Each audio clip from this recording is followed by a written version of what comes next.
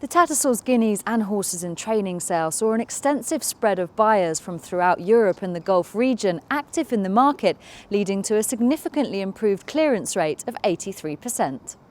The breeze-up session was headlined by a Kodiak half-sister to Group 3 winning juvenile Osela from Oaks Farm Stables, who topped proceedings when selling to Daniel Crichton of Crichton Schwartz on behalf of Dance Thoroughbreds for 150,000 guineas.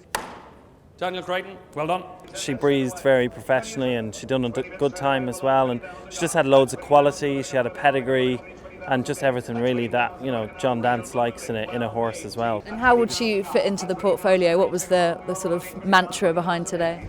Well, realistically, finding horses to try and run enlisted or, stakes races is the main aim. So, and if they do go on to do that, is to retire them to breed with. So, you want a filly that's correct quality, and obviously if she has a race record, that will be the making of her as a broodmare. And was that the sort of price you valued her at? I thought she was going to make a fair few quid, all right, yeah. That was around the region that I kind of thought, to be honest, yeah. It was another filly that also commanded one of the highest prices on the day when a Sepoy juvenile from Egmont stud meant Richard Brown of Blandford Bloodstock had to stretch to 95,000 guineas.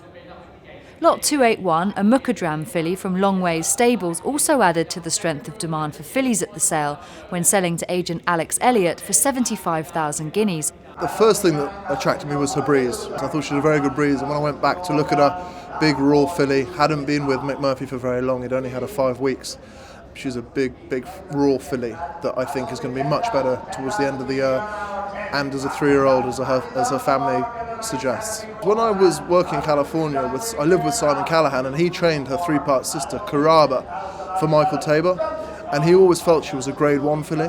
She got hurt after winning a Grade 3, and she's already produced a Grade 2 winner from her first foal. To me, the pedigree was something that I could relate to, and she's been bought for Elwick Stud, who Jeff and Nick Turnbull, who stand Mondialiste.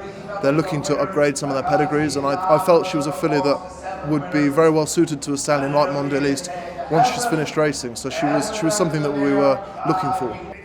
The Guineas breeze-up sale has been a happy hunting ground for high-flyer Bloodstock and trainer Alan King, and the duo added 6 new additions to their previous purchases, including Lot 286, a Lope de Vega colt for 75,000 guineas.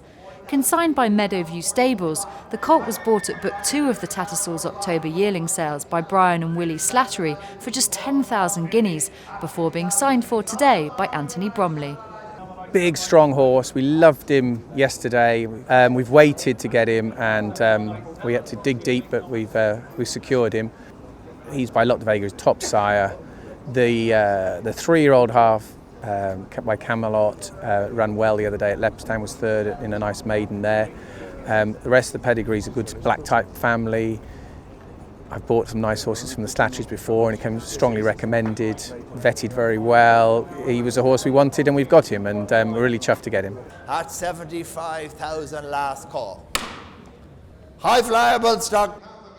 Meadowview Stables were also responsible for selling Lot 263, a Cable Bay colt who is a half-brother to the listed place Cabernac, secured by Richard Frisbee for 72,000 guineas, and representing a first-season stallion who already has 3 winners to his name. Well, I'm delighted actually to have bought him.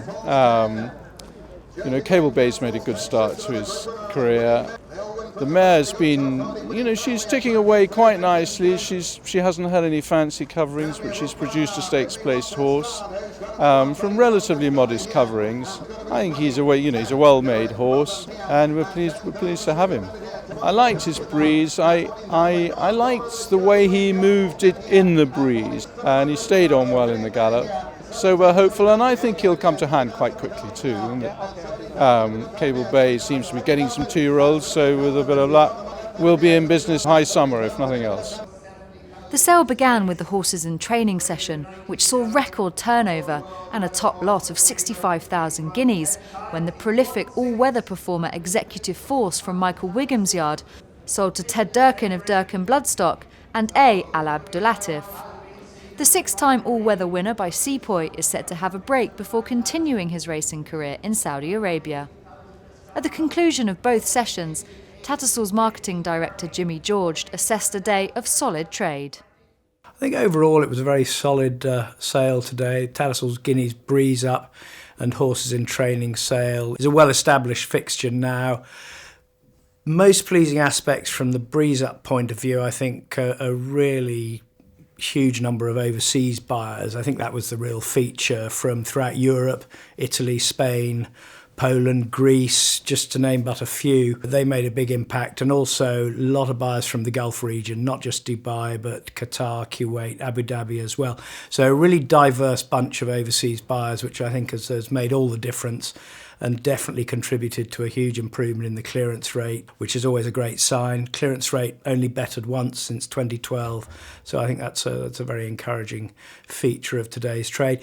Probably lacked a few highlights, and I think that's been reflected in the decline in turnover and a small decrease in the average price. But the median has matched last year. We knew with a reduced catalogue, we trimmed the numbers in the Breeze Up deliberately that was going to have an impact on the turnover. But overall, I think it's been a solid day and some positives to take.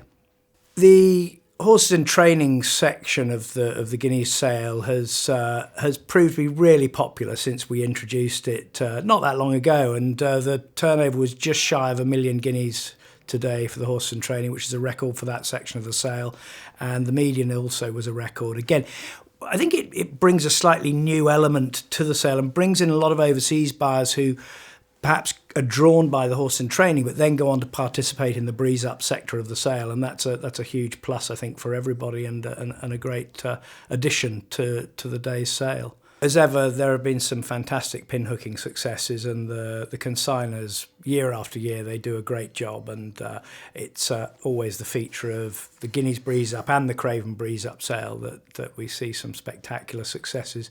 Certainly in percentage terms, I think the most outstanding one was the Holy Roman Emperor filly from Woodtown House, who was bought for 1,000 guineas at Book 4 of last year's October yearling sale, who made 67,000 guineas. As I say, in percentage terms, possibly unprecedented. At 67,000 last time. Well done. Thank you very much indeed.